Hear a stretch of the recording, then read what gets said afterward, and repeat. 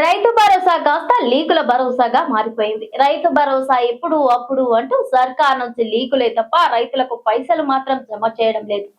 Municipal ఎన్నికల నేపథ్యంలో పట్టణ ప్రాంతాల్లో ఉన్న రైతు ఓటర్లను మభ్యపెట్టేందుకు రైతు భరోసాపై లీకుల అస్త్రాన్ని సర్కార్ ఎంచుకుందనే ఆరోపణలు వ్యక్తమవుతున్నాయి. సీఎంఓ సర్కార్ పెద్దల నుంచి వంత పత్రికలు ఛానళ్లకు త్వరలోనే రైతు భరోసా అంటూ లీకులు ఇచ్చినట్లు ఆరోపణలున్నాయి. కాంగ్రెస్ సోషల్ మీడియాలోనూ దీనిపై ప్రచారం చేశాయి. రైతు భరోసా కాస్త లీకుల భరోసాగా మారిపోయింది. రైతు భరోసా ఇప్పుడు అప్పుడు అంటూ సర్కార్ నుంచి లీకులే తప్ప రైతులకు పైసలు మాత్రం జమ చేయడం లేదు. మున్సిపల్ ఎన్నికల నేపథ్యంలో పట్టణ ప్రాంతాల్లో ఉన్న రైతు ఓటర్లను మభ్యపెట్టేందుకు రైతు భరోసాపై లీకుల అస్త్రాన్ని సర్కారు ఎంచుకున్నది ఆరోపణలు వ్యక్తమవుతున్నాయి. సీఎంఓ సర్కార్ పెద్దల నుంచి వంత పత్రికలు ఛానళ్లకు త్వరలోనే రైతు భరోసా అంటూ లీకులు ఇచ్చినట్టు ఆరోపణలున్నాయి. కాంగ్రెస్ సోషల్ మీడియాలోనూ దీనిపై ప్రచారం చేశారు. దున్నపోతు ఈనింది అంటే దూడను కట్టేయండి అన్నట్టుగా ఎన్నికలు పూర్తి కాగానే రైతు భరోసా జమ చేస్తామని సీఎం రేవంత్ రెడ్డి చెప్పడమే ఆలస్యం.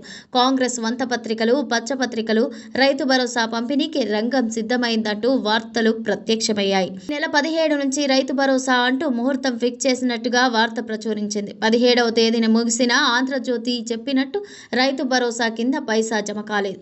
రైతు భరోసాకు ప్రభుత్వం ఆర్బీఐ నుంచి 9,000 కోట్ల రుణం కూడా తీసుకున్నదని రాసుకొచ్చింది. ఈ సీజన్లో ఎలాంటి కోతలు లేకుండా సాగు భూములన్నింటికీ రైతు భరోసా జమ చేస్తోందని కూడా ప్రచురించింది. ఇతర వంత పత్రికలు, టీవీ9లు, పెయిడ్ యూట్యూబ్ ఛానళ్లకు కూడా రేపో మాపో రైతు భరోసా అంటూ హడావుడి చేస్తాయి. ఇలా ఆ పత్రిక అధికార పార్టీకి ఎన్నికల్లో లబ్ధి చేకూరేలా వార్త రాసిందనే విమర్శలు వ్యక్తమవుతున్నాయి.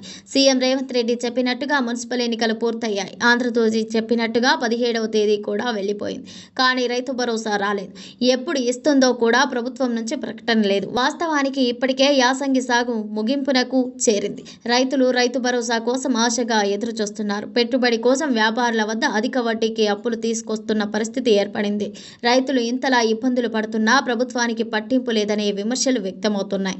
మున్సిపల్ ఎన్నికల పర్వం ముగిసిన నేపథ్యంలో ఇక ఎంపీటీసీ, జెడ్పీటీసీ ఎన్నికలు ఇప్పట్లో ఉంటే తప్ప యాసంగి రైతు భరోసా జమ చేయరని అనుమానాలు వ్యక్తమవుతున్నాయి. ఎన్నికలకు వెళ్లే పరిస్థితి లేకపోతే అనవసరంగా రైతులకు 9,000 కోట్లు ఇవ్వడం ఎందుకనే ఆలోచన సర్కార్ ఉన్నట్టు చర్చ జరుగుతోంది. ఎన్నికలకు వెళ్లాలని భావిస్తే త్వరలోనే రైతు భరోసా అందిస్తోందని, లేని పక్షంలో రైతులకు నిరాశే మిగులుతోందని అభిప్రాయాలు వ్యక్తమవుతున్నాయి.